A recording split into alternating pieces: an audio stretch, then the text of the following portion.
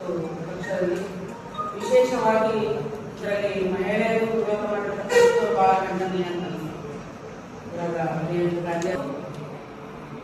ಪಕ್ಷದ ಜೊತೆಗೆ ಮಹಿಳೆಯರನ್ನ ಕುರಿತರನ್ನ ಇದೊಂದು ಉದಾಹರಣೆ ಮಾತನ್ನ ಎಲ್ಲಾ ವರ್ಗದ ಮಹಿಳೆಯರು ಪ್ರತಿನಿಧಿಸ್ತಕ್ಕಂಥ ರಿಸರ್ವೇಶನ್ ಬಂದಾಗ ಆದ್ರ ರಿಸರ್ವೇಶನ್ ಇಲ್ಲದೆ ಇದ್ದಾಗ ಉಳ್ಳವರ ಮನೆಗೆ ಇದ್ದಂಥವರೇ ಜನಪ್ರತಿನಿಧಿಯಾಗಿ ಆಯ್ಕೆ ಆಗಿರ್ತಕ್ಕಂಥದ್ದು ಕಂಡು ಬರ್ತದೆ.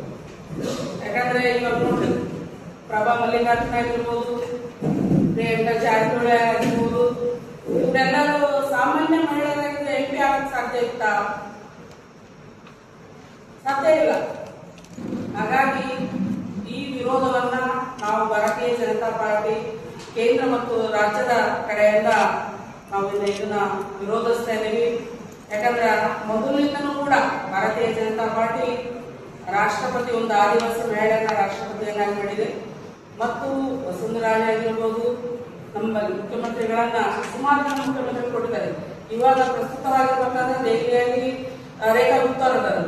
ಮೊದಲ ದೆಹಲಿಯಲ್ಲಿ ಸುಷ್ಮಾ ಸ್ವರಾಜ್ ಅವರು ಮುಖ್ಯಮಂತ್ರಿಯಾಗಿ ಕೆಲಸ ಮಾಡಿದ್ದಾರೆ. ಹಾಗಾಗಿ ಅದೇ ಕಾಂಗ್ರೆಸ್ ಪಕ್ಷ ಎಷ್ಟು ಚಂದ್ರನ್ನ ಮುಖ್ಯಮಂತ್ರಿಯನ್ನಾಗಿ ಮಾಡಿದ್ದೀವಿ. ಮೊದಲಿಂದನೂ ಕೂಡ ಅವರು ಮಹಿಳಾ ವಿರೋಧಿಗಳಂತಕ್ಕಂಥ ಮಾತನ್ನ ಅವರು ಬಹಿರಂಗವಾಗಿ ಇಡೀ ದೇಶದ ಜನತೆಗೆ ಎತ್ತಿ ತೋರಿಸುವಂತ ಕೆಲಸವನ್ನ ಮಾಡಿದ್ದಾರೆ. ಅದಕ್ಕ ಇಡೀ ಮಹಿಳೆಯರೇ ಇಲ್ಲಿ ಪಕ್ಷಾತೀತವಾಗಿ, ಯಾಕಂದ್ರೆ ಇಲ್ಲಿ ಪಕ್ಷಾತೀತ ಬರಂಗಿಲ್ಲ, ಮಹಿಳೆಯರಿಂದ ನಾವೆಲ್ಲರೂ ಒಂದೇ. ಯಾಕಂದ್ರೆ ಇವತ್ತಿನ ಭಾರತ ದೇಶದ ಜನಸಂಖ್ಯೆ ಆಧಾರದ ಮೇಲೆ ಇವತ್ತು ಏನಿಲ್ಲ ಅಂದ್ರೆ 50% ಮಹಿಳೆಯರ 50% ಮಹಿಳೆಯರ ಹೊತ್ತಿನಾಗ 32% ಮೀಸಲಾತಿ ಕೊಡೋದಕ್ಕೆ ಅದನ್ನ ವಿರೋಧ ಮಾಡ್ತಾರೆ. ಬೇರೆ ಮಸೂದೆಯನ್ನ ಮಂಡನೆ ಮಾಡೋದಕ್ಕಾಗಿ ನಾವು ವಿರೋಧ ಮಾಡಿದ್ವಿ ಅಂತ ಹೇಳ್ತಾ ಇದ್ದಾರೆ. ಇದರಲ್ಲಿ 25 ಸಂಸದರಿದ್ದಾರೆ. ನಮ್ಮ ರಾಜ್ಯದ ನಾವು ನೋಡ್ಕೊಂಡಾಗ 42 ತೆರಿಗೆ ಮಾಡಿದ್ದಾರೆ. ನೀವು ಅನ್ಯಾಯ ಭಾರತೀಯ ಜನತಾ ಪಾರ್ಟಿ ಮಾಡಿದ್ದ ಮುಂಚೆಯಿಂದನೇ 70 ವರ್ಷಗಳ ಕಾಲ ಆಡಳಿತ ಕಾಂಗ್ರೆಸ್. ಅವತ್ತು ಈ ಅನುಪಾತ ಅಥವಾ ವ್ಯತ್ಯಾಸ ಗೊತ್ತಾಗಿಲ್ವಾ ಆಗ್ಬಿಡ್ತಕ್ಕಂಥದ್ದು. ನಮ್ಮ ಈ ಭಾಗ ದಕ್ಷಿಣ ಭಾರತದಲ್ಲಿ ಅನ್ಯಾಯ ಆಗ್ತದೆ ಅಂತ ಹೇಳ್ತಿದ್ದಾರೆ.